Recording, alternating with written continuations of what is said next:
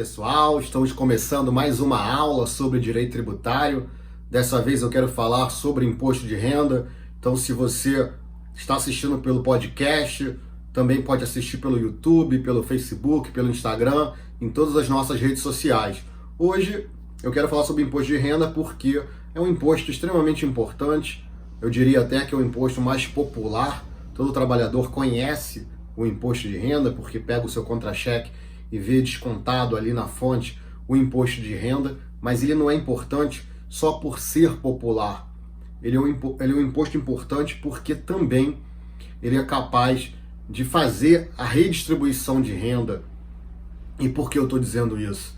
Porque desde que Thomas Piketty, o economista francês, popularizou esse debate, os meios acadêmicos costumam agora sempre discutir a questão da desigualdade relacionada ao imposto de renda. Porque Piketty, na sua obra O Capital no século XXI, disse que, aí a partir de estudos bem profundos, que o mundo está caminhando para uma concentração de renda.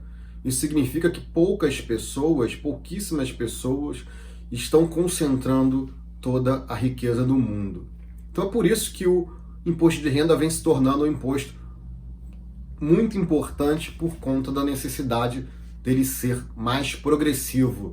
E não só por isso, trazendo aqui um pouco para o nosso meio prático, o imposto de renda também é um imposto importante por conta do contencioso tributário. Ele é muito discutido também na Justiça Federal, e aí eu vou explicar por que Justiça Federal, por conta da dificuldade de se conceituar o que é renda. Por exemplo, eu vou dar só um exemplo.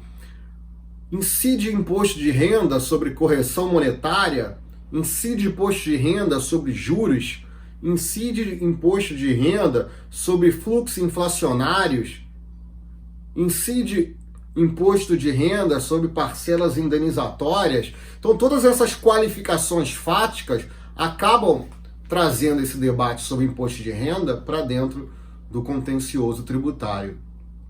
Então, aqui começando, falando de competência de uma forma muito rápida, lá no artigo 153, inciso 3º, a gente verifica que o imposto de renda é um imposto que deve ser instituído pela União Federal.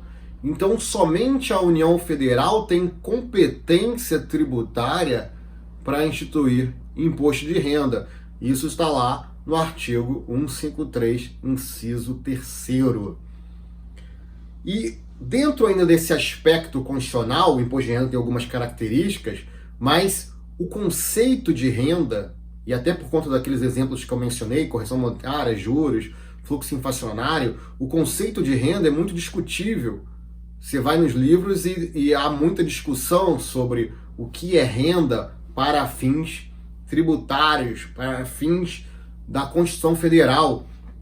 Houve aí, durante muitos anos, desde o século XVII, século XVIII, XIX, a evolução do que seria a renda para fins de tributação.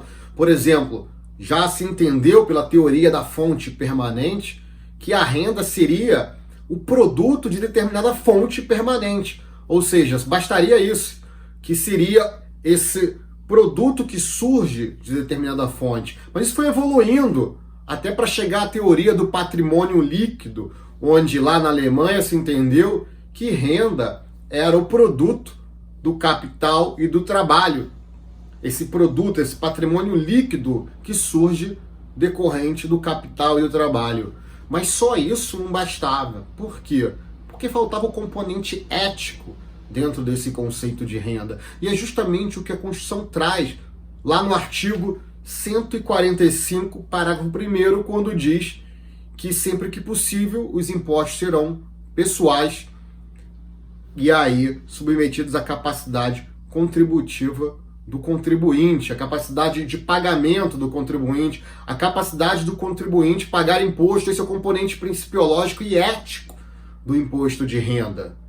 Então o imposto de renda, ele jamais vai poder incidir sobre o mínimo existencial, sobre aquela renda que aquele indivíduo tem, que só é possível para ele subsistir, para ele poder comer, se vestir Então o imposto de renda não pode incidir sobre o mínimo existencial.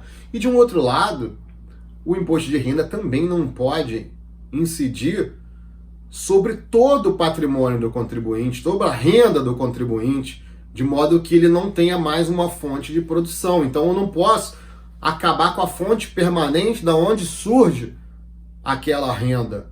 Eu não posso, então, confiscar o patrimônio do contribuinte. Então o conceito constitucional de renda, ele deve ser norteado e balizado pela capacidade contributiva, pelo mínimo existencial e pelo confisco. Então, para entender o conceito de renda, condicional de renda, você deve estudar esses três elementos: o princípio da capacidade contributiva, a ideia de mínimo existencial, que o professor Ricardo Lobo Torres tem uma obra sobre isso, e a própria ideia do que é confisco. Eu vou ficando por aqui. Forte abraço. Não se esqueça de se inscrever aí no canal e acompanhar nossas redes sociais. E até a próxima.